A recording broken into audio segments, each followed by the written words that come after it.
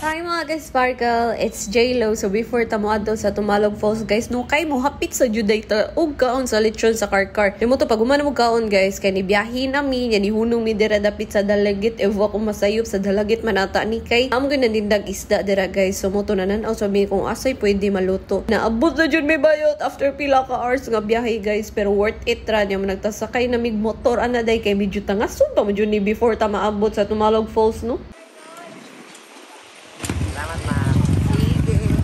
Pag na mag-ilis guys o pagbilin sa mga bagay na doon na dyan may bayad. Ka-excited na dyan kay ko makasud o makatuslo sa ilang Tumalog Falls niya. Girl, awa, nice kayo ang view girl. As in, ako sa dagitudluan ako anti-grainer pag saan pag-post ka ng pinamilan niya. Ay, char lang. Tara dyan ako mahatag ninyo nga video guys. Kay mas daghan ang picture ani girl. So, maura to guys. Napani part 2. Kanya ito pamisalain nga falls. So, bye guys. See you in my next vlog.